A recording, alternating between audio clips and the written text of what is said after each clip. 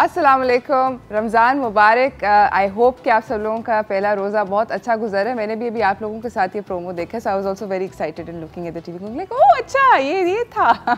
I really liked it, I enjoyed shooting it, it was lots of fun. बड़ा मज़ा आया था हमें ये बनाते हुए। आई होप कि आप लोगों का जो पहला रोज़ा है वो बहुत अच्छा गुजर रहा होगा और आप लोग काम होंगे। हम लोगों ने कल बात करी थी कि रमज़ान जब आता है तो एक थोड़ी सी ऑब्वियसली एक्साइटमेंट तो होती है, मगर उस एक्साइटमेंट के अंदर हम लोग कभी थोड़े से आउट ऑफ कंट्रोल हो जाते हैं in terms of budgets, in terms of what we going to do in the house. एहतमाम से उसको वेलकम बिल्कुल ज़रूर करना चाहिए, बहुत सारा एहतमाम करना चाहिए रमज़ान का, मगर ये देखते हुए कि हम लोगों के अपने खुद के पेट हैं जो हम पूरा साल उन्हीं में ही खाना है। तो आई होप कि आपकी आज हम बात भी बाय द वे यही करेंगे कि रमज़ान की जो रूटीन होती है जब वो शुरू होती है तो we tend to do better. मेरा ये ख्याल है कि शुरू में हम लोग थोड़ी सी बेहतर होते हैं और फिर as the month goes on फिर जो चीज़ें हम लोगों ने सोची होती हैं कि हम इस रमज़ान को इस तरह गुजारेंगे, इस तरह गुजारेंगे, इस तरह गुजारेंगे, वो हमारे हाथ से कभी कभी स्लिप हो जाती हैं, because obviously it's an entire month that you have to be good for.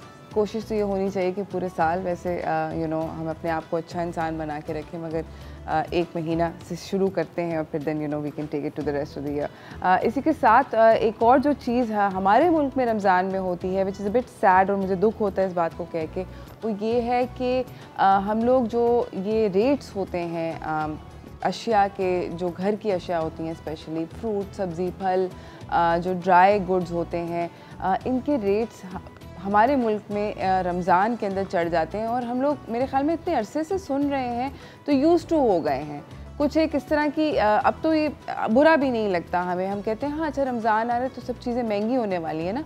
तो अगर सब्ज़ी वाला आपको रमज़ान से एक हफ़्ते कबल टमाटर फॉर एग्ज़ाम्पल 80 रुपये किलो दे रहा होता है और वो जब एक हफ़्ता रह जाता है रमज़ान में तो आपको 120 रुपये किलो लेना पड़ता है, तो आप कहते हैं हाँ इट्स ओके, कोई मसला नहीं है, इट्स ऑल राइट, रमज़ान करीब है। We have conditioned ourselves to think कि रमज़ान के अंदर it's okay to pay a premium। इसी के साथ मुझे जाना है एक छोटी सी ब्रेक की तरफ। ब्रेक से वापस आएंगे, मेरे पास बजट हैं, रेट्स हैं जो कि कमिश्नर्स ऑफ डिफरेंट सिटीज़ ने निकाले हैं। उन शहरों के रेट्स जो आए हैं वो भी मैं आपसे शेयर करूंगी। मेरे साथ एक मेहमान भी हैं, वो भी हमें ज्वाइन करेंगे और हमें बताएंगी कि अपनी रमज़ान की रूटीन को हमने किस तरह अच्छा बनाना है। इस साल हमारा जो इस रमज़ान हमारा चाय टोस्ट के ऊपर जो कोशिश है वो ये है कि हम आपका रमज़ान जो है एक बेहतर तरीके से आपके साथ गुजारें और आपको थोड़ी थोड़ी सी टिप्स दें, ट्रिक्स दें कि किस तरह हम अपने रमज़ान को बेहतर कर सकते हैं। तो कहीं ना जाइएगा, देखते रहिए चाय टोस्ट और होस्ट।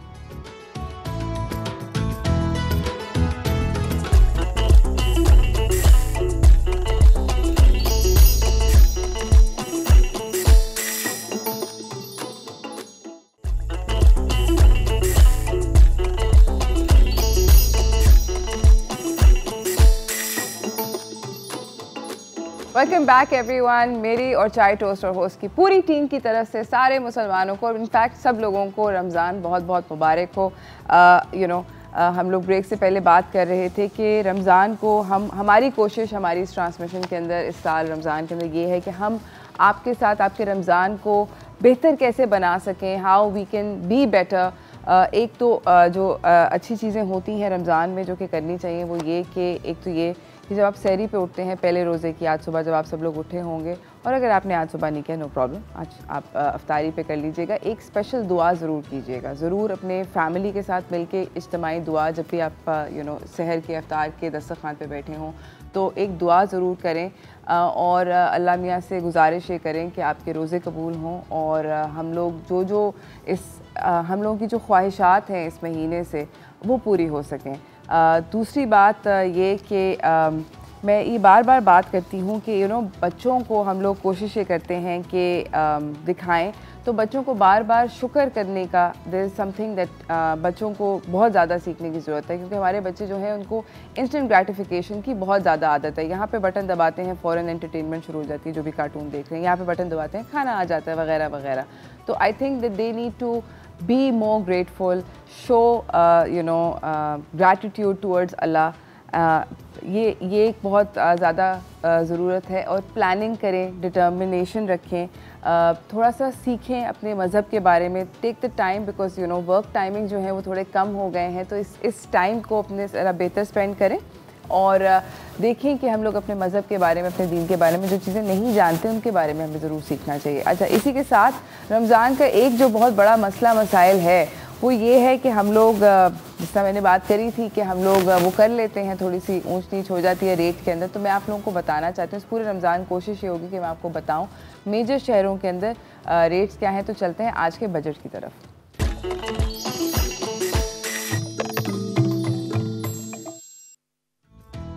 अच्छा जी नाज़रीन, तो आज का जो मेरे पास लाहौर से लिस्ट आई है, मैं आप लोगों को बताती चलूँ कि इसके अंदर, अच्छा, हर सब्ज़ी और फल के अंदर थोड़ा सा मुझे आपको एक्सप्लेन करना पड़ेगा।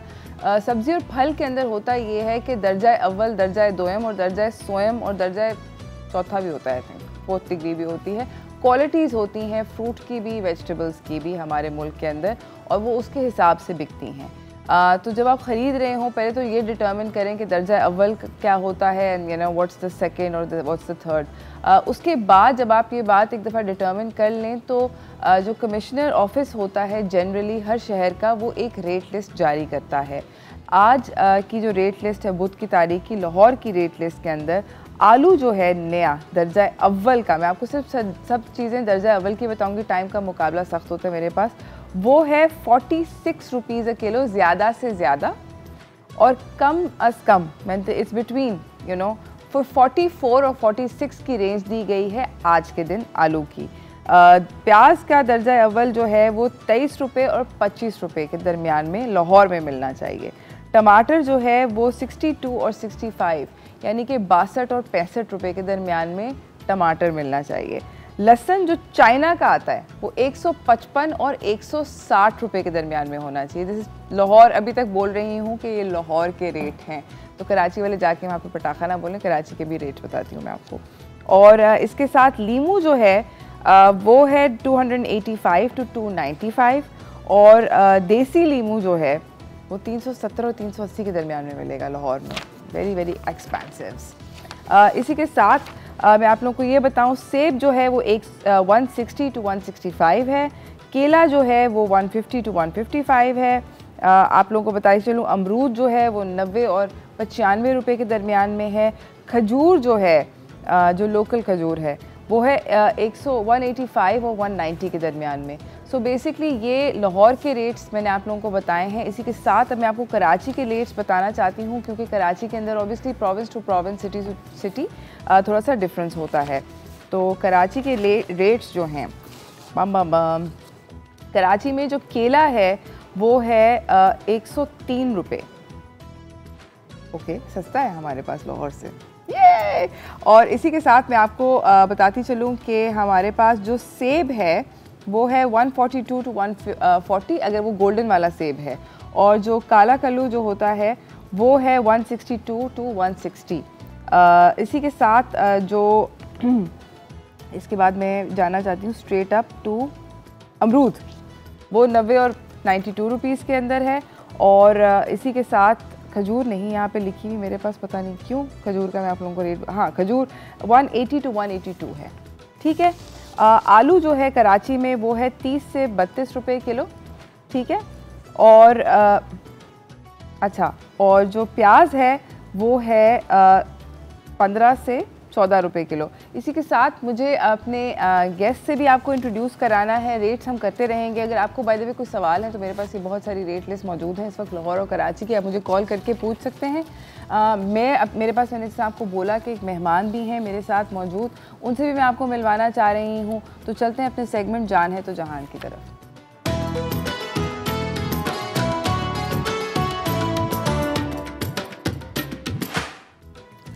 तो हमारे साथ हमारी अगली मेहमान मौजूद हैं। हमारे साथ हिना अनीस हैं जो कि न्यूट्रिशनिस्ट हैं, हम इनसे मिलते रहते हैं पूरा साल। अस्सलाम वालेकुम, रमज़ान मुबारक। वालेकुम अस्सलाम एंड रमज़ान मुबारक आपको भी और सब मेरे देखने और सुनने वालों को भी। That's amazing. अच्छा, मैं आपसे ये पूछना चाहती हूँ कि जब रमज़ान आता है तो आप मुझे बताएं कि आप क्या सोचती हैं, करती हैं इस बारे में, मतलब ये रेट वेट का जो सिचुएशन होती है बिल्कुल सोचती हूँ, करती हूँ। अच्छा, ये इत्तेफाक की बात है कि रमज़ान से कुछ दिनों पहले ही रश इतना ज़्यादा रोडों पे बढ़ जाता है कि लोगों को पता नहीं ऐसा कुछ, इतनी इनसिक्योरिटीज़ होने लगती हैं कि बस रमज़ान देन एंड देयर है, ये ऐसा मंथ आ रहा है कि इसमें सिर्फ खाने पीने का हिसाब होने लगा है और किसी चीज़ का नहीं होने लगा। और आज पहला रोज़ा है, आज ही हमने सब कुछ पका लेना है, बना लेना है, और कुछ नहीं होने लगा। इतना ट्रैफिक बढ़ जाता है। मैंने ये देखा कि लोगों को और किसी चीज़ की फ़िक्र नहीं है। डिपार्टमेंटल स्टोर्स जहाँ हैं उस रोड पे आप जा नहीं सकते। आपके जो रूटीन के काम हैं वो डिस्टर्ब हो गए। हम क्लिनिक्स नहीं जा पा रहे, हम अपने ऑफिस नहीं जा पा रहे, हम टीवी नहीं आ पा रहे, और बहुत सारे काम रुक गए। और इतना ग्रॉसरी को लेके बल्क में डाल देना, देखिए ये रेट्स पे ज़्यादा फ्लक्चुएशंस डाल रहा है। ज़्यादा बात ये है कि मैंने ये एक चीज़ नोटिस करी है कि सहरी और अफ्तार जो है, हमारा जो कॉन्सेप्ट है रमज़ान का, वो यही है कि हम लोगों ने बस किसी तरह बहुत सारा खाना पीना वो खाया इतना ही जाता है। बिल्कुल ये, क्योंकि पूरे साल हम उतना ही खा सकते हैं जितनी पेट की गुंजाइश है, मगर हम सेटिंग ऐसे करते हैं कि पता नहीं कौन सी फौज आके यहाँ पे क्या होने वाला है। और on top of that I think कि जो रेट्स हैं और जिस तरह आप बोल रही हैं अफरा तफरी के लोग बंदे पे बंदा, कल रात में सुपरमार्केट चली गई, बहुत गलती है। मैं एक्चुअली रमज़ान की शॉपिंग करने नहीं गई थी, मैं तो कुछ और लेने गई थी, मगर मैंने कहा ये यहाँ पे मुफ्त चीज़ें बट रही हैं। एग्जैक्टली आप ये देखें कि ये प्रेशर, आप आई डोंट नो, मुझे ये बात यहाँ पे कहनी चाहिए कि नहीं कहनी चाहिए, चले मैं किसी और के लिए नहीं कहती, मैं आपके लिए और अपने लिए ये बात कहती हूँ कि मुझे अगर ये चीज़ चाहिए और मुझ पे जितना प्रेशर आ रहा है, ये चीज़ जितनी महंगी हो गई मैं ले लूँगी, क्योंकि मुझे डर है कि क्या पता मुझे ये कल ना मिले। क्यों नहीं मिलेगी, क्या हो जाएगा? एक दिन रोज़े में अगर मैंने ये पकौड़ा, ये समोसा, जो कि ज़रूरी बिल्कुल भी नहीं, और अगर फ्रूट चाट नहीं खाई तो क्या हो गया? ये कौन सा रिवाज है? रमज़ान क्या फ्रूट चाट और so called different type of fried fruits या डिफरेंट टाइप ऑफ पकौड़ा या समोसे के लिए आता है। हाँ, वैसे मैं आपको एक बात बताऊं कि एक सर्वे हुआ था रिसेंटली, और उन्होंने एक सर्वे के अंदर ये जाना था कि लोग सहरी में क्या खाते हैं, क्योंकि अभी तक अफ्तारी नहीं हुई पहली, तो सहरी के अंदर चारों प्रोविंसेस के अंदर 71% लोगों ने कहा कि वो कुछ सालन खाते हैं रोटी के साथ या चावल के साथ। बताएं। 53% लोगों ने कहा कि वो पराठा और चाय खाते हैं। बताएं। 34% लोगों ने कहा कि वो डेयरी प्रोडक्ट्स यानी कि दही, दूध वगैरह, और 5% ने कहा कि हम सहरी करते ही नहीं हैं। अब आप मुझे ये बताएं कि ये तो हमने आपको फैक्ट और फिगर बता दिए, अब आप हिना मुझे ये बताएं कि ये सही है, करना चाहिए? देखें, अब मुझे ये बताएं कि why you and me all are in panic। ये वही चीज़ें हैं ना जो डेली रूटीन में खाई जा रही है। तो क्या घर में नहीं था ऑलरेडी इतना कि हम कुछ दिन ये सालन रोटी एटलीस्ट खा सकते? ऑल्दो इस तरह नहीं खाना चाहिए था, बट खाया तो वही जो रूटीन में खा रहे हैं। तो why we all are in panic before Ramzan? आज सुबह आपने सहरी में क्या खाया? मैंने सहरी में क्या खाया? मैंने 2 बॉइल्ड एग खाए। अच्छा। और मैंने योगर्ट खाई है, और दैट्स इट, क्योंकि मैंने रात को डिनर कर लिया था। और मैंने इसलिए 2 बॉइल्ड एग और योगर्ट खा ली 1 कप, क्योंकि अभी मैं जाग ही रही थी सहरी के बाद, मैं रात में सो गई थी, क्योंकि अभी मैं जिस तरह शो आगे जाएगा और हमें अपने प्लान्स, अपनी स्लीप पैटर्न्स, हर किसी का डिफरेंट होगा। आपका डिफरेंट होगा, मेरा डिफरेंट होगा, हमारे व्यूअर्स का डिफरेंट होगा, क्योंकि अकॉर्डिंगली चलना होगा सबको अपने अपने वर्क रूटीन के हिसाब से। एटलीस्ट रमज़ान में हम सबको 6 आवर की स्लीप ले लेनी है। और खाना क्या चाहिए सहरी में? खाना चाहिए सहरी में लाइट खाना चाहिए। क्या? देखें, मैं बहुत ज़्यादा हाई प्रोटीन या बहुत ज़्यादा हाई फैट या हाई सॉल्ट सहरी में आप लोगों को मैं सजेस्ट इसलिए नहीं करूँगी, क्योंकि इसकी सबसे ज़्यादा ये वजह है कि जो हाई प्रोटीन होता है उसमें हाई नाइट्रोजन होता है, वो आपको प्यास की शिद्दत बहुत लगाएगा। पुराने ज़माने में सुना था, नानियाँ दादियाँ कहती थी कि दही खा लो या ऐसी कोई ठंडक वाली चीज़ खा लो, प्यास नहीं लगेगी। इसके पीछे कहीं ना कहीं रीज़न होता था, क्योंकि जो प्रोटीन होता है वो बॉडी में नाइट्रोजन बढ़ा देता है। अब हम कहीं आउटसाइड डिनर लेकर आ रहे होते हैं, पानी बहुत ज़्यादा पी रहे होते हैं। जिन लोगों को सहरी करने के बाद सोना है या एटलीस्ट फजर के बाद 1 घंटे बाद काम पर चले जाना है, ऑफिस स्टार्ट हो रहा है, उन्हें हाई प्रोटीन एग आप ले सकते हैं। अगर एज अ ब्रेकफास्ट आप अपनी सहरी को ब्रेकफास्ट स्टार्ट करें, आप एग्स ले लें, ज़्यादा ना लें, एक एग ले लें, उसके साथ आप योगर्ट लें, कोई सीरियल लें या स्मूदी ले लें। ब्रेक आ गई। हाँ एब्सोल्युटली ब्रेक आ गई। नाज़रीन मुझे जल्दी से जाना है एक अदद ब्रेक की तरफ। ब्रेक से वापस आएंगे, ये ना कहीं नहीं जा रही हैं। हम इनसे पूछेंगे कि हम योगर्ट और एग और स्मूदी के अलावा और क्या खा सकते हैं, ये जानेंगे ब्रेक के बाद।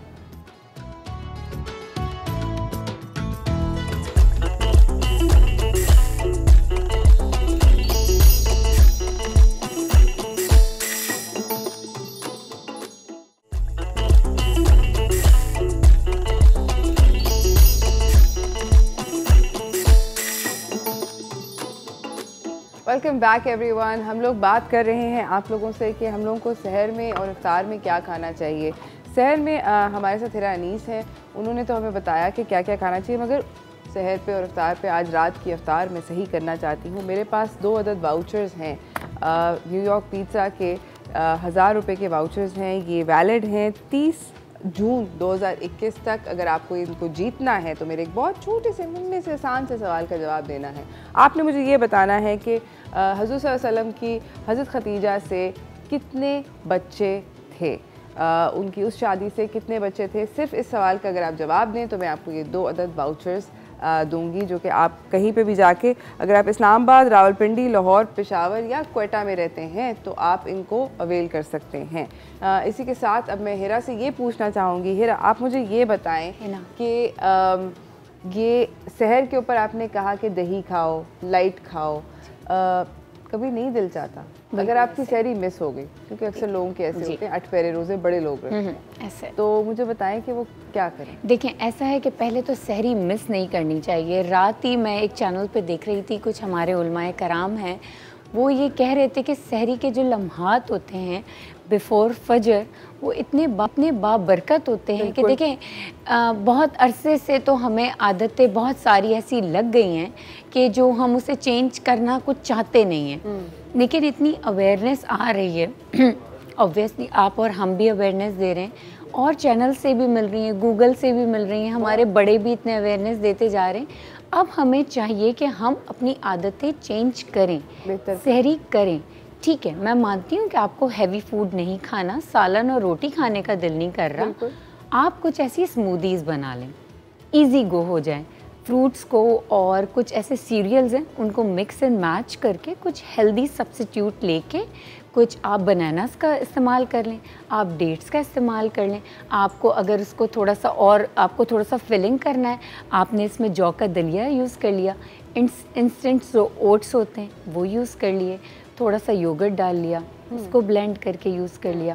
नमकीन का अगर दिल कर रहा है आपने उसमें योगर्ट यूज़ करी, योगर्ट के साथ आपने थोड़े से मिंट लीफ यूज़ करे, एक पीच ले लिया, थोड़ा सा जिंजर यूज़ करा, थोड़ी सी टर्मरिक यूज़ करी। आप बेसिकली कह रही हैं कि हम स्मूदीज़ बनाएं दही वगैरह के साथ और वो इनफ है। इनफ है अगर आपको खाना खाने का दिल नहीं कर रहा, बट सहरी में उठे वाले हैं और अगर हम उठें और अम्मी वहाँ पे पराठे बना रही हों, बिल्कुल, और ऑमलेट भी बन रहा और अंडे भी तल रहे हों, तो फिर क्या करें? अब उसको कैसे हेल्दी बनाना है। हाँ जी, ऐसा है। बड़ा अच्छा लगता है वैसे कभी कभी पराठा। बिल्कुल लगता है, बिल्कुल। अच्छा देखें, आपको किसी चीज़ पे ना अपने आप को इतना रिस्ट्रिक्ट नहीं करना है कि आपने बिल्कुल नो कह के अपनी ज़िंदगी को गुड बाय नहीं करना। एवरीथिंग जो आपके घर के अंदर पक रही है ना, आप वो बिल्कुल खाएं। मैं फ्राइड फूड का बिल्कुल मना नहीं करती, लेकिन जो आपके घर में बन रहा है ना, उसको मैं कैसे आपको डिफ़ाइन करके बताती हूँ कि देखिए, डीप फ्राइड फूड जो बाहर फ्राई हो रहा है उसका टेम्परेचर, एक कढ़ाई में वो तेल डला, उसको रीफ्राई करके वो डीजल बन गया। आप अपने जो घर में बना रहे हैं, अगर एक फ्राई पैन में 1 या 2 चम्मच आपने ऑयल डाला, उसको उसी वक्त पका के उसको डिस्कार्ड कर दिया, जो रिमेनिंग है वो आपने हेल्दी खाया। अगर आपने आउटसाइड लिया, आपको नहीं पता कि उनके किचन में किस तरीके का ऑयल, किस किस्म का घी या किस किस्म का फ़ैट यूज़ हो रहा है और वो उसको किस टेम्परेचर पे उन्होंने कंट्रोल किया हुआ है, वो जाके बॉडी में टॉक्सिन बना रहा है आपके। वहाँ आपकी हेल्थ कॉम्प्रोमाइज़ हो रही है टेस्ट के साथ। एटलीस्ट आप टेस्ट अपनी बॉडी को, अपनी ज़बान को, अपने ब्रेन को इंट्रोड्यूस करवा रहे हैं तो हेल्थ तो कॉम्प्रोमाइज़ ना करें। ये आप बिल्कुल सही कह रही हैं और आई अंडरस्टैंड कि आप क्यों ये कह रही हैं, मगर एट द सेम टाइम कभी कभी यू नो नफ्स के ऊपर काबू पाना, मगर Ramzan is all about that guys. हम लोगों को रोज़ा ही हम इसलिए रखते हैं कि हम अपने नफ्स के ऊपर काबू पा सकें, रिलैक्स करें, कंट्रोल करें। तो ये कंट्रोल एक्सटेंड करना चाहिए सहर और इफ्तार के खाने वाने के टाइम के अंदर। बिल्कुल। अच्छा, मुझे ये बताएं कि सुबह को अगर फॉर इंस्टेंस किसी, बिकॉज में बहुत सारे, इनफैक्ट मेरे घर के अंदर, किसी और दूर की तो बात करनी नहीं चाहिए, मेरे घर के अंदर एक रूटीन के अंदर फ्राई अंडा, पराठा सबको पकड़ाया जाता है और एक नहीं 2 फ्राई अंडे होते हैं क्योंकि पराठा खत्म नहीं होता एक फ्राई अंडे। ऐसे ही होता है, ऐसे ही। तो is that unhealthy? Is that unhealthy in a sense के how much you are putting oil in that fry अंडा? देखें, मेरे घर में भी यही होता है। मेरे बेटे ने विजिट किया मेरी मदर के घर पे एंड मेरी mother is used to put lots of oil and that ghee inside anda and anda turns out so tasty. He come back home and he said that मासी को तुम्हें अंडा बनाने नहीं आता, नानी ने इतना टेस्टी बनाया। I was like called my mother, खिला दिया, हो गया। Means I agree that fat increases the taste, but again हमको अपने टेस्ट बर्ड्स को अंडा मतलब फ्राई, मैं शेफ हूँ, मैं एज अ शेफ आपसे मेरा बड़ा अच्छा यहाँ पे सवाल बनता है। अंडा फ्राई ही होता है बहन, यानी कम ऑयल में करें। Depends on the pan you frying it in. Pan की फर्क होता है, मगर जनरली जो घरों के अंदर पैन दस्तयाब होते हैं उसके अंदर आपको कम से कम आधा इंच तो तेल खड़ा करना पड़ता है अंडे को फ्राई करने के। फिर आप आधा इंच अगर तेल डाल रहे हैं, I am being honest guys, I am sorry but ऐसा ही होता है Hera. I completely understand, but अगर आप उसमें आधा इंच तेल डाल रहे हैं, आप उसकी कैलोरीज काउंट कर लें। अंडे बेचारे में तो थी 80, लेकिन आपने उसमें 200-250 कैलोरीज तेल की डाल रही हैं। अब बताएं कि अंडा बेनिफिशियल था कि तेल? कहाँ गया वो अंडा? बैलेंस कहाँ गया? ये जो है डिस्कशन, ये बैलेंस कहाँ गया? डेंजर बातें हो रही है नाज़रीन। अब मुझे बताएं, ये 5 फिंगर थी जो हमारी न्यूट्रिशन की, कि प्रोटीन तो इतना बड़ा है, फैट तो बेचारा यहाँ है, अब इसको इससे कैसे बैलेंस करें हम? बस क्या करें, इसीलिए तो तोंदें बढ़ रही हैं। इसी के साथ नाज़रीन हम एक छोटी सी ब्रेक पे जा रहे हैं। ब्रेक से वापस आएंगे है ना, हमें बना के दिखाएंगी स्मूदीज़ तरह तरह की, जो कि हम नाश्ते में खा सकते हैं, सहर के अंदर कर सकते हैं। बेसिकली कोशिश करेंगे कि हम भी अपने नफ्स के ऊपर काबू पाएं, अंडे पराठे को थोड़ी देर के लिए टाटा करें और स्मूदीज़ के ऊपर आएँ। कहीं ना जाइएगा, ब्रेक के बाद ये जानिएगा कि वो कैसे बनती हैं।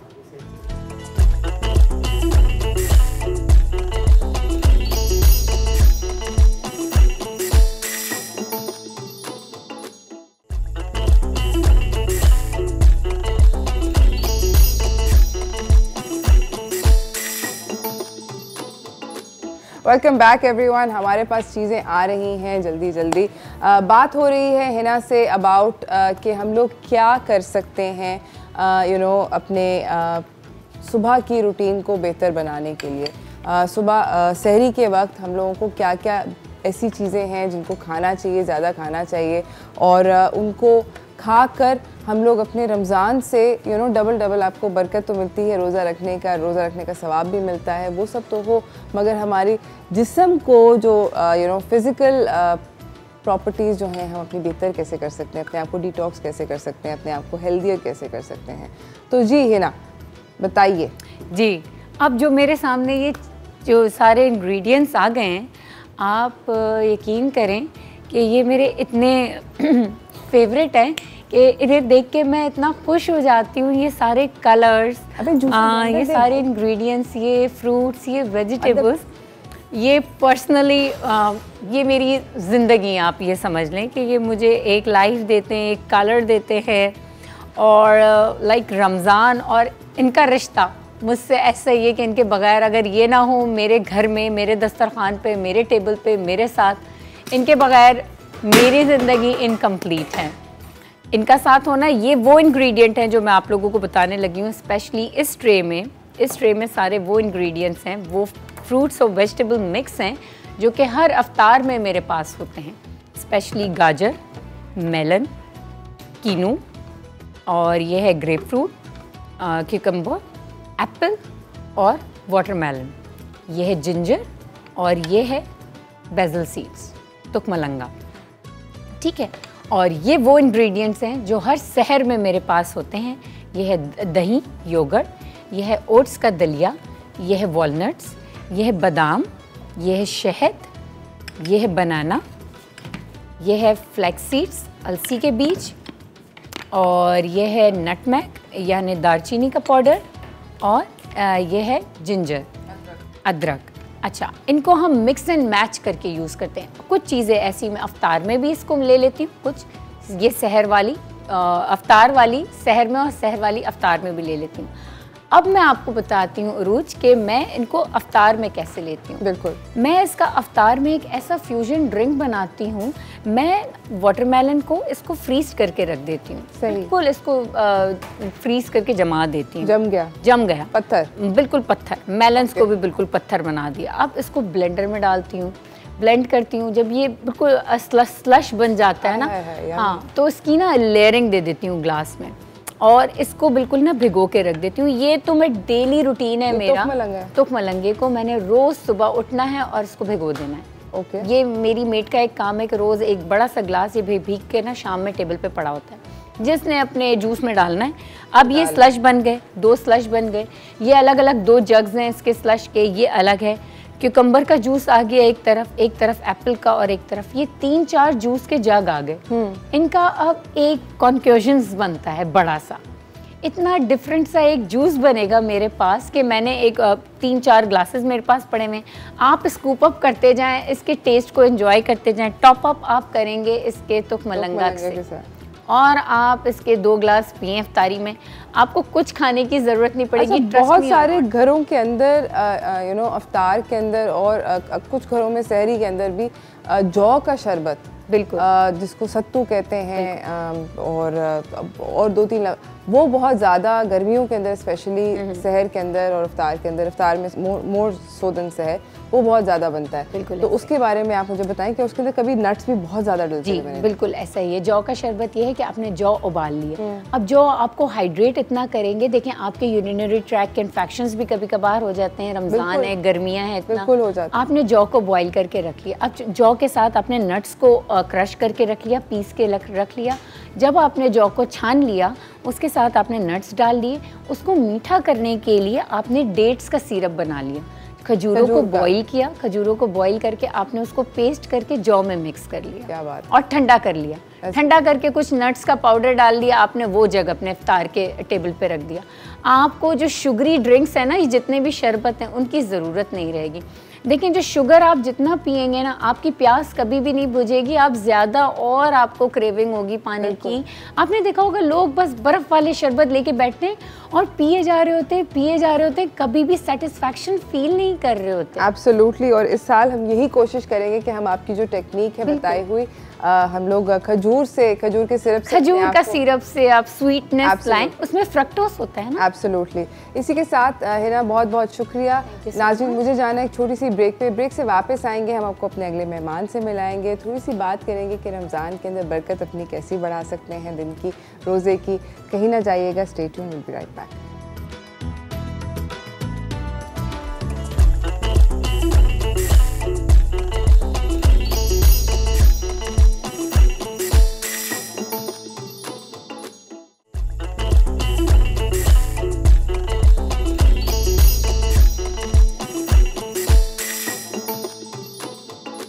वेलकम बैक नाज़रीन। हम लोग रमज़ान में अभी थोड़ी देर पहले बात कर रहे थे कि अपने आप को, अपने जिस्म को कैसे नरिश करना चाहिए, मगर रमज़ान में जिस्म को नरिश करने से ज़्यादा ज़रूरी ये है कि हम अपनी रूह को, अपने सोल को नरिश करें, उसको ज़्यादा ताकतवर बनाएं, सेहतमंद बनाएं। इसी सिलसिले में हमारे साथ हमारी अगली मेहमान मौजूद हैं। इनका नाम है समरीन फवाद बारी। ये एक इस्लामिक स्पीकर भी हैं और एक DIY आर्टिस्ट भी हैं, हमारे शो पर आती रहती हैं। अस्सलाम वालेकुम। वालेकुम अस्सलाम। रमज़ान मुबारक। आपको भी बहुत मुबारक हो। समरीन, मैं आपसे ये पूछना चाहती हूँ कि रमज़ान जब आता है तो उसके लाल शरबत की बोतल should not be the only एहतमाम that we welcome Ramzan with। हम लोग जाते हैं, जाके खजूर के डब्बे ख़रीद लेते हैं, शरबतों की बोतलें आ जाती हैं घरों के अंदर, बेसन के डब्बे आ जाते हैं और हमें लगता है कि ओके ये लो हमने रमज़ान को वेलकम कर लिया। मगर एक्चुअली रमज़ान को कैसे वेलकम करना चाहिए आप बताइए। जी बिल्कुल, रमज़ान जो है वो एक बहुत ही मुअज़्ज़ज़ मेहमान है और इसकी तैयारी दुनिया वाले तो खैर इन शरबतों और बेसन और इन चीज़ों से करते हैं, मगर हमें ये जानना चाहिए कि अल्लाह के नबी सल्लल्लाहु अलैहि वसल्लम ने फरमाया कि रमज़ान की तैयारी जन्नत में की जाती है और सारा साल की जाती है। और जिस दिन रमज़ानुल मुबारक का चाँद नज़र आता है और पहली रात होती है, उस दिन जो है अल्लाह ताला के अर्श के नीचे से एक ख़ास हवा चलती है और उस ख़ास हवा का नाम होता है मुसीरा। मुसीरा जो चलती है उससे जन्नत के पत्ते और हर चीज़ ऐसे हिलने लगती है कि अजीब सी एक मौसीकी सी आप समझ लें, एक अजीब सी एम्बियंस क्रिएट हो जाता है, जिससे कि इतनी खूबसूरती हो जाती है कि जो हूरें हैं वो भी अपने घरों से निकल जाती हैं।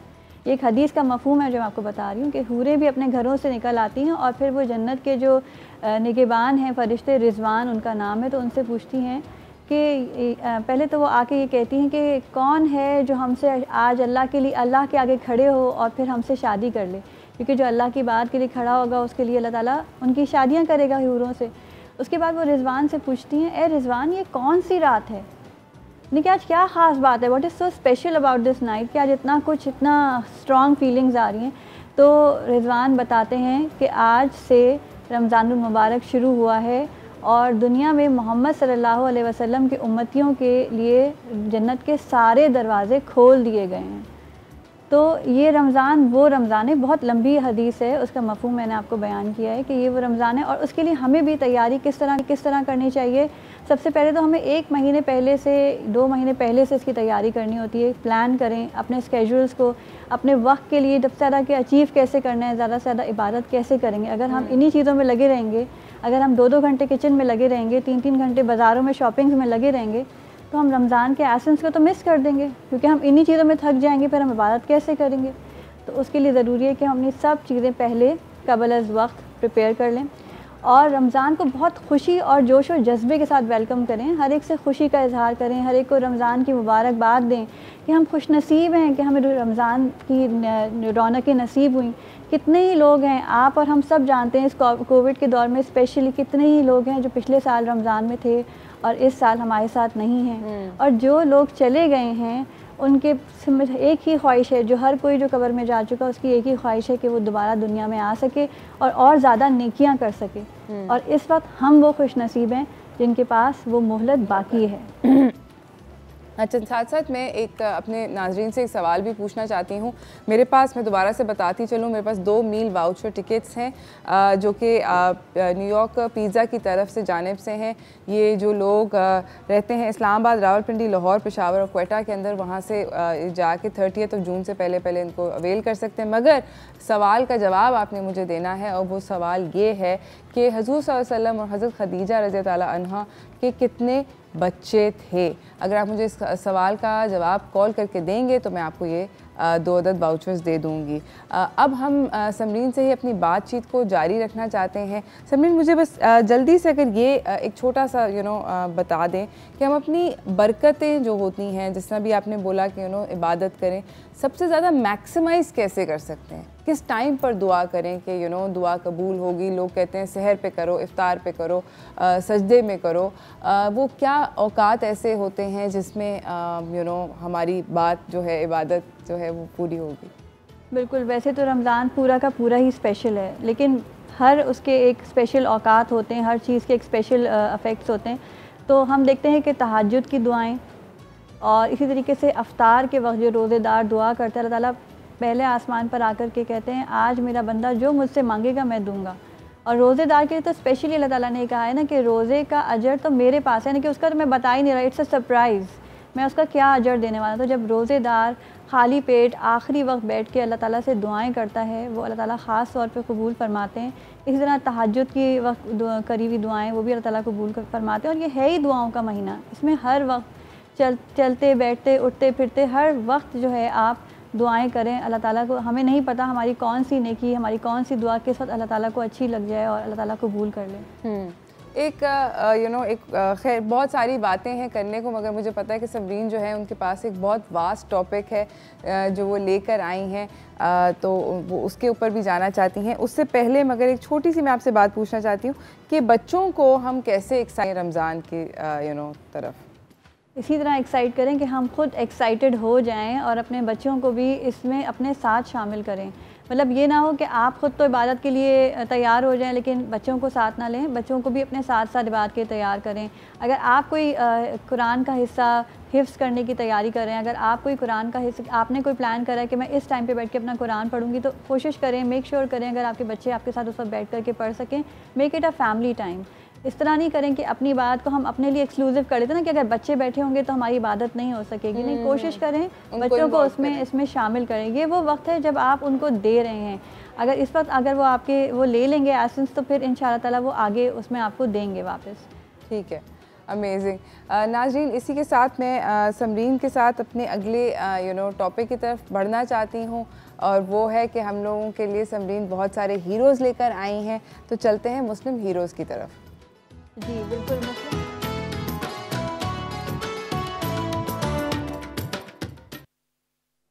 जी समरीन, आज हम मुस्लिम हीरोज़ के ऊपर इसलिए बात कर रहे हैं और हमने इसलिए रमज़ानुल मुबारक के ख़ास महीने में हम मुस्लिम हीरोज़ की बात या टॉपिक का सोचा, क्योंकि ये एक ऐसा टॉपिक है और एक ऐसा वास्ट सब्जेक्ट है जिसमें आपके लिए जो है ना बहुत ज़्यादा पैशनेट स्टोरीज़ हैं। एक ऐसी आपके लिए एक ऐसे सुपरस्टार्स हैं इनमें जो आप जिनसे इतना ज़्यादा अमेज़ हो सकते हैं, और इनमें कोई फिक्शन नहीं है, ये झूठ नहीं है, ये वो हैं जो एक एक चीज़ में सच्चे हैं, और ये वो हैं जो जन्नत के सितारे हैं। हमारे वो सुपरस्टार्स नहीं है, ये जन्नत के सुपरस्टार्स हैं। तो अगर हम इनकी ज़िंदगियों के बारे में जान लेंगे तो इंशाल्लाह ताला हमारी भी ख्वाहिश होगी कि अल्टीमेटली हम भी जन्नत में जाएं। तो उस जन्नत में जाने के लिए, उनके सुपरस्टार से मिलने के लिए हमें कोशिश करनी चाहिए कि हम इनके बारे में यहाँ जाने भी, और सिर्फ उसको जाने नहीं बल्कि उनके अमल के ऊपर हम भी अपने लिए इंस्पिरेशंस ढूंढें कि हम उनकी ज़िंदगियों से हमने अपने लिए क्या हासिल किया। जैसे आज हमारी सबसे फर्स्ट जो हमारी लेडी हैं, यानी कि हज़रत खदीजा बिनते खुवैलिद रज़ी अल्लाह ताला अन्हा, ये she is the most inspiring lady. हम सब ने बचपन से इनके बारे में सुना है, मगर हज़रत खदीजा रज़ी अल्लाह ताला अन्हा के बारे में जितना कहा जाए कम है। तो इंशाअल्लाह ताला हम इसके बारे में आगे बात करते हैं। एब्सोल्युटली, और ये बात हम करेंगे ब्रेक के बाद। हम एक छोटी सी ब्रेक की तरफ जा रहे हैं, ब्रेक से वापस आएंगे, हमें समरीन बताएंगी कि वो हमें क्या क्या बता सकती हैं इंस्पायरिंग खातून की ज़िंदगी से। कहीं ना जाइएगा, stay tuned, will be right back.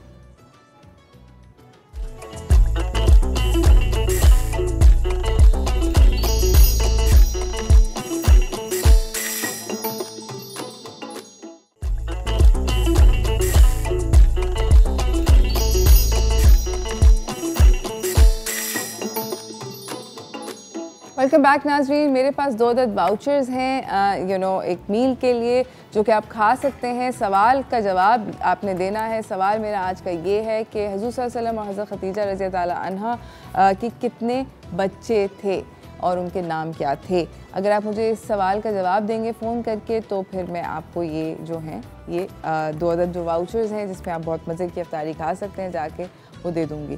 हमारे साथ हैं समरीन फवाद बारी। ये बेसिकली हमें बता रही थी हमें एक बहुत अमेजिंग मुस्लिम हीरो के बारे में, और आप हमें किन के बारे में बता रही थी? जी, हम बात कर रहे थे हज़रत खदीजा रज़ी अल्लाह ताला अन्हा का, जो कि हमारी सबसे फ़र्स्ट लेडी हैं, यानी कि नबी सल्लल्लाहु अलैहि वसल्लम की पहली बीवी, पहली मोहब्बत, और नबी सल्लल्लाहु अलैहि वसल्लम की नहीं, हमारी भी सबसे पहली उम्महातुल मोमिनीन में सबसे पहली माँ।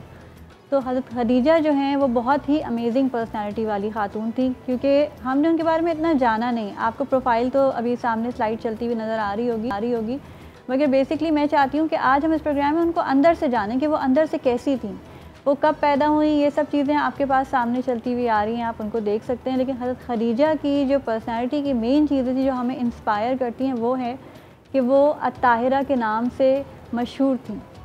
और जब वो अत्ताहिरा के नाम से मशहूर हुई, ये वो वक्त था जबकि वो बहुत बड़ी बिज़नेस वुमेन थी, उस वक्त की एंटरप्रेन्योर थी। और उनका तिजारत का काफ़िला था, उस वक्त अरब्स जो थे वो तिजारत करने के लिए यमन और शाम जाया करते थे। तो उनका काफ़िला इश्क के सारे काफ़िलों से ज़्यादा बड़ा था। 800 ऊँटों के ऊपर उनका तमाम तिजारत का माल जाया करता था। और हज़रत खदीजा जो थी वो उनको अमीरतुल कुरैश यानी कि प्रिंसेस ऑफ कुरैश की शहज़ादी कहा जाता था, और सैयदतुन निसाई कुरैश यानी कि कुरैश की औरतों की सरदार भी कहा जाता था। हज़रत खदीजा जो थी बहुत ही पाक किरदार की थी, उसके बावजूद कि नबी सल्लल्लाहु अलैहि वसल्लम से पहले उनके लिए उस दौर के सबसे बड़े जो सरदार थे उन सब के रिश्ते आए, लेकिन हज़रत खदीजा ने उनसे शादी नहीं की। हज़रत खदीजा नबी सल्लल्लाहु अलैहि वसल्लम से शादी से पहले 2 दफ़ा बेवा हो चुकी थी, यानी कि उनके शौहर एक दफ़ा पहले जब शादी हुई तो उनके शौहर का, क्योंकि उस वक्त बहुत जंगें हुआ करती थी और फजूल बातों पे जंगें होती थी, लोग उसमें मर जाया करते थे, तो उनके पहले शौहर का इंतकाल हुआ, उनसे उनका एक बेटा था, उसका नाम हिंद था, हिंद बिन अबी हाला, और उसके बाद जब दूसरी शादी की उनसे भी एक बेटी हुई और उसका नाम भी उन्होंने हिंद रखा, और इसी वजह से उनकी कुनियत उम्मे हिंद भी पड़ी। और खदीजा जो थी वो बहुत समझदार और ज़हीन खातून थी और अपने सारे मामलात को ख़ुद हैंडल करती थी। तिजारत पे वो ख़ुद नहीं जाया करती थी सफ़र पे, मगर अपनी तरफ से कुछ लोगों को मैनेजर्स के तौर पर भेजा करती थी, जो वहाँ जा कर के उनकी तरफ से करते थे, सारी सेल करते थे, सेल आउट करते थे, और उसके बाद जो है वो जो उसका प्रॉफिट होता था उसमें से उनको कुछ शेयर दिया करती थी। इसको मिदारबत का तरीका भी कहा जाता है। हज़रत खदीजा ने एक दफ़ा नबी सल्लल्लाहु अलैहि वसल्लम की बहुत तारीफ़ सुनी अपनी बहन से, क्योंकि उनकी बहन की कभी नबी सल्लल्लाहु अलैहि वसल्लम ने बकरियाँ चराई थी, और ये बात हम सबको याद है कि नबी सल्लल्लाहु अलैहि वसल्लम अस-सादिक और अल-अमीन के नाम से उस वक्त मशहूर थे। और हज़रत खदीजा की और उनकी फ़ैमिली टर्म्स भी बहुत सारे थे। नबी सल्लल्लाहु अलैहि वसल्लम की जो फुप्पी थी, फुप्पी सफ़िया, हज़रत सफ़िया रज़ियल्लाहु अन्हा, उनकी हज़रत खदीजा रज़ियल्लाहु अन्हा की जो थी वो भाभी थी। तो हज़रत नबी सल्लल्लाहु अलैहि वसल्लम ने उनको भी मतलब जैबद उनकी फ़ैमिली से जानते थे और उसके हिसाब से उनको पता था। उसके अलावा जो है नबी सल्लल्लाहु अलैहि वसल्लम जो हैं वो बहुत सारे उससे फैमिली टर्म में थर्ड उस पर जा कर के नबी सल्लल्लाहु अलैहि वसल्लम खदीजा से जा कर के उनकी हस्ब नस्ब का जो सिलसिला है वो जुड़ जाता है। तो फैमिली वाइज भी वो लोग बहुत क्लोज थे, लेकिन हज़रत खदीजा को जब उनकी तारीफ़ मालूम हुई कि जी वो बहुत ईमानदार है, तुम उसको हायर क्यों नहीं कर लेती, तुम उसको, हज़रत खदीजा ने फिर उनको कहलवाया अबू तालिब को, क्योंकि हज़रत अबू तालिब ही नबी सल्लल्लाहु अलैहि वसल्लम के एक वालिद या एक फ़ादरली फ़िगर उनके लिए वही थे। हज़रत अबू तालिब पहले तो नहीं भेज रहे थे, शायद आपको याद हो कि वो बचपन में जब एक दफ़ा शाम गए थे और राहिब ने कहा था कि इनको यहाँ मत लेकर के आओ, क्योंकि ये लोग यहाँ पहचान जाएंगे इनको कि एक नबी है ये, और इसको आइंदा सफ़र में मत लेके जाना। तो वो थोड़ा सा हेजिटेट कर रहे थे, हिचकिचा रहे थे कि मैं नहीं भेजना चाह रहा। तो हुआ ये कि उन्होंने दोबारा कहा और उन्होंने कहा मैं ज़्यादा मुनाफा दूँगी। हज़रत अबू तालिब की पोजीशन उस वक्त फाइनेंशियली अच्छी नहीं थी, बहुत कमज़ोर थी, और नबी सल्लल्लाहु अलैहि वसल्लम उन्हीं को सपोर्ट करते थे, तो वो मान गए और फिर इस तरह वो चले गए। वहाँ जा कर के उन्होंने जो है बहुत अच्छी सेल्स करी, उन्होंने एक उनके ग़ुलाम ने सारी ऑब्ज़र्व करके हज़रत खदीजा को बताया आकर के। हज़रत खदीजा बहुत ज़्यादा दिल से इंस्पायर हो गई और उनकी एक सहेली उनके पास आई हुई थी, उन्होंने उनसे कहा कि क्यों नहीं आप उनका रिश्ता दे देती। ठीक, ये कहानी जो है इसका आगे हम लेके बढ़ेंगे, मगर इस छोटी सी ब्रेक के बाद कहीं ना जाइएगा।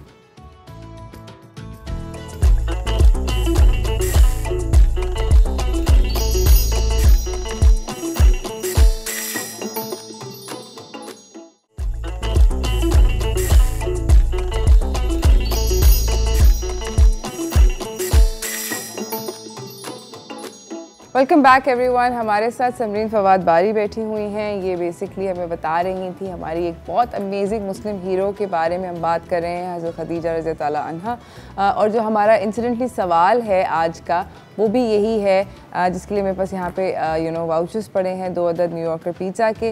वो ये है कि हुज़ूर सल्लल्लाहु अलैहि वसल्लम और हज़रत खदीजा रज़ियल्लाहु अन्हा के कितने बच्चे थे। अगर आप मुझे कॉल करके सवाल का जवाब देंगे तो मैं आपको ये वाउचर्स दूँगी। अच्छा, हमारे साथ कॉलर भी आ गई हैं। ओके, अस्सलाम वालेकुम। अस्सलाम, सादिया बात करी लाहौर से। रमज़ान मुबारक। आपको भी बहुत ज़्यादा रमज़ान मुबारक। वालेकुम अस्सलाम, कैसी हैं? आपको देखते साथ ही रौनक फील होने लगती है पूरे जहान में। रियली? क्या बात है, अमेजिंग। रोज़ा है? हाँ जी अल्हम्दुलिल्लाह, पूरी फैमिली को सुबह रोज़ा भी करवाया रखवाया, अब अफ्तारी की तैयारी कर रहे हैं। बेस्ट है भाई, बहुत ही अच्छी बात है। अच्छा सादिया, मुझे बताएं कि आप मेरे सवाल का जवाब देंगी? जी जी जी जी जरूर। क्या है जवाब? 6। Very good, very very good. अच्छा, Thank मैं you ये so नहीं much. कह सकती। Thank you so much for calling. Sorry मैं अनाउंस नहीं कर सकती विनर। चलें हम लोग, thank you so much Sadia call करने का, एंड आई होप कि आप अपनी इफ्तारी एंजॉय करें और न्यूयॉर्क पिज़्ज़ा की तरफ से भी इफ्तारी एंजॉय करेंगी। जी समरीन। जी, तो इसी तरीके से रिश्ता दिलवाया, और नबी सल्लल्लाहु अलैहि वसल्लम से खदीजा की जब शादी हुई तो आप सल्लल्लाहु अलैहि वसल्लम की उम्र 25 साल और हज़रत खदीजा की उम्र 40 साल थी, मगर फिर भी इसकी हिस्ट्री गवाह है कि इससे ज़्यादा मोहब्बत करने वाला कपल, इससे ज़्यादा खुशहाल घराना उस वक्त कोई नहीं था, क्योंकि हज़रत Khadija was a very loving and very comforting lady. नबी सल्लल्लाहु अलैहि वसल्लम का अपना हर काम हाथ से करती थी अपने, हालांकि वो उनके घर में खादिमों की कमी नहीं थी, मगर वो उनका हर काम अपने हाथ से करती थी और उनको हर तरह से कंफर्ट देती थी। अगर उनसे कोई भी खुश होता, नबी सल्लल्लाहु अलैहि वसल्लम से कोई मिलने आता और आप सल्लल्लाहु अलैहि वसल्लम उसको देख के खुश होते, उसको खुश होकर के बहुत सारा इनाम भी देती। और हज़रत खदीजा बहुत ज़्यादा देने वालों में से थी। अगर हम उनकी मेन एस्पेक्ट्स की बात करें, हज़रत खदीजा जो थी वो बहुत ज़्यादा जेनरस थी। उनके घर के आगे नबी सल्लल्लाहु अलैहि वसल्लम शादी से पहले भी एक ग्रीन कलर का वो लगा हुआ होता था, कैनोपी लगी हुई होती थी। वो इस चीज़ की पहचान थी कि हर गरीब को, हर यतीम को, हर मिस्कीन को मदद की जाएगी, उसके लिए ये घर जो है वो एक उम्मीद का घर था, हज़रत खदीजा का घर। तो हज़रत खदीजा का घर उस वक्त भी हज़रत खदीजा सबको दिया करती थी और बहुत जेनरस थी। उसके अलावा ये कि हज़रत खदीजा जो थी, उन्होंने नबी सल्लल्लाहु अलैहि वसल्लम को पर वही नाजिल हुई और नबी सल्लल्लाहु अलैहि वसल्लम इतना खौफज़दा होकर के वापस गारे हिरा से आए, तो उस वक्त आप सल्लल्लाहु अलैहि वसल्लम बहुत ज़्यादा डरे हुए थे और आप सल्लल्लाहु अलैहि वसल्लम कहते ज़म्मिलूनी, यानी कि मुझे कंबल उड़ा दो, मुझे उड़ा दो। तो खदीजा ने उनको कंफर्ट किया और सिर्फ कंफर्ट नहीं किया बल्कि दिल से भी तसल्ली दी, अल्फाज से भी तसल्ली दी कि अल्लाह ताला आपको ज़लील नहीं करेगा, अल्लाह ताला आपको इंशाल्लाह इसमें अच्छाई ही होगी। और आपको उनको वो अपने साथ ले गई अपने कज़न वर्का बिन नौफल के पास। तो इसमें एक बीवी का भी एक रोल नज़र आता है कि कैसे एक हस्बैंड को कंफर्ट किया। उन्होंने ये नहीं किया कि शायद तुम्हें कुछ दिमाग में कुछ मसला आ गया है, तुम सो जाओ, तुम आराम कर लो, उन्होंने ऐसी कोई चीज़ नहीं की, बल्कि उन्होंने उनको हर तरह से कंफर्ट भी किया और उनको सपोर्ट भी किया। फिर जब दूसरी वही नाजिल हुई तब भी वो आप सल्लल्लाहु अलैहि वसल्लम के पास ही थी और आप सल्लल्लाहु अलैहि वसल्लम जब उन्होंने उनको पहली शख्स थी जिनको नबी सल्लल्लाहु अलैहि वसल्लम ने इस्लाम पेश किया तो उन्होंने फ़ौरन कबूल किया। That's amazing, thank you so much Samreen आपका आने का बहुत बहुत शुक्रिया।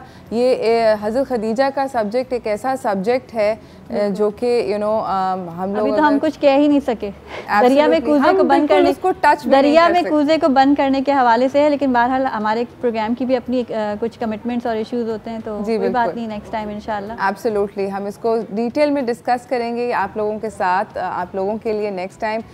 बहुत बहुत शुक्रिया समरीन का आने का और सबा आपका कॉल करने का। कंग्रेचुलेशंस कि आपने ये वाउचर्स विन किए। प्लीज़ जाके पिज़्ज़ा खाइएगा, एंजॉय कीजिएगा अपने रमज़ान को। मेरे और मेरी टीम की जानिब से बहुत बहुत शुक्रिया देखने का। अनफॉर्चुनेटली टाइम की कुछ कमी की वजह से हम लोग बहुत सारी चीज़ें नहीं कर सके, मगर कल करेंगे इंशाल्लाह, कोई मसला नहीं है। सादिया जो है वो हमारी विनर है आज की लाहौर से। कंग्रेचुलेशन सादिया। और इसी के साथ मुझे मेरी टीम को इजाज़त दीजिए, कल मिलेंगे हम एक नए शो के साथ। हमारी तरफ से दोबारा से रमज़ान मुबारक आप सब लोगों को। अल्लाह हाफ़िज़।